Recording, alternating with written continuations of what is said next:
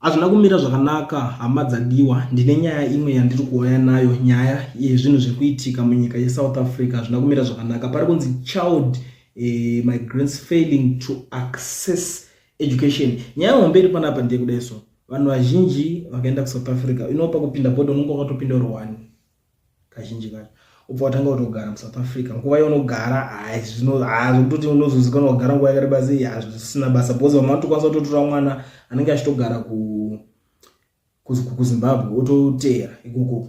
Saka dambudziko raapo manje rare kuti vana vachienda kuzvikoro mapublic schools ndonyaya iri kunetsa pakunzi havakwanise kunge vachinodzidza zvikoro izvozvo. Vazhinji vacho vari kungoenda kuti macollege kungoti zvinongoitika macollege they are after money.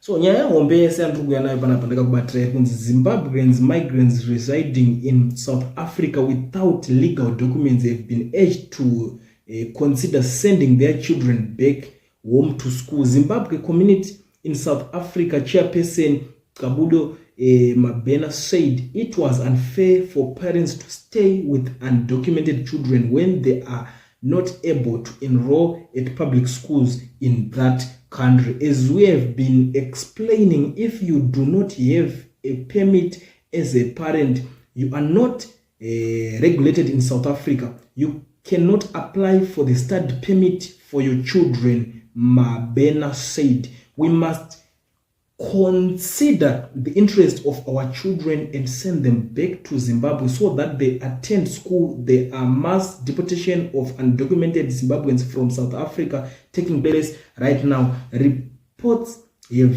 emerged where South African immigration officials and protesters groups such as Dudula are visiting companies in that country searching for illegal immigrants. Last week, Zimbabweans in that country said they were being systematically targeted compared to other nationals. Ndo nyaya hombe panapa. Saka pari kunzi it's better kuti mungogara maendesa vana venyu kuZimbabwe because hazviite kuti unge uchigara usingakwanisi kuaplayira mwana mapepa ekuti anga achizokwanisa kudzidza imomo zviri legal. Because nyaya inozoitika ndekuti hachizoita kuti futi mwana atangazozonza kugara imomo ari illegal futi, South Africa gara iri kuomesa zvinhu zvayo ende chavari kungotraya kuda kuita kungoti imimi musauya kwatiri.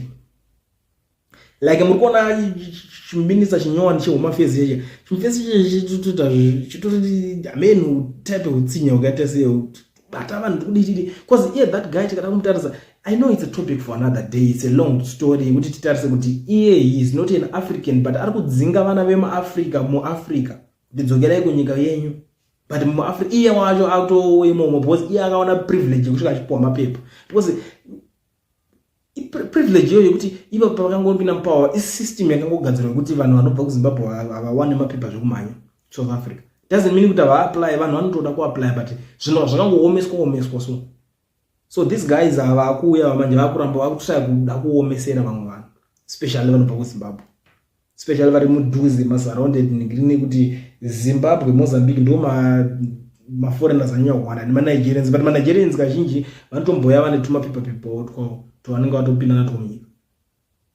But Zimbabwe, Mozambique, Malawi pari kuomesera. Muri Zimbabwe ndangondidarike nepanapa ndichikuzivisai nyaya dziri kuitika so that musazoshamisike mukungoona nyaya dzemavheni ari kungotenderera iko zvinezvi zvazvo kutotofamba unika 50 randa chako mara akona kufamba musina zvima 50 randa unofamba une zvakachinjika chinga kana 100 randa chakachinjika so that ukamboona kuti chomi nali choko emaki kufe choko vela wise kuti ndimbokuboka 20 rand ingaka nomboenda because chavanozoita zvinhu zvinozorwadza uzongonzi wangobatwa usina kugadzirira.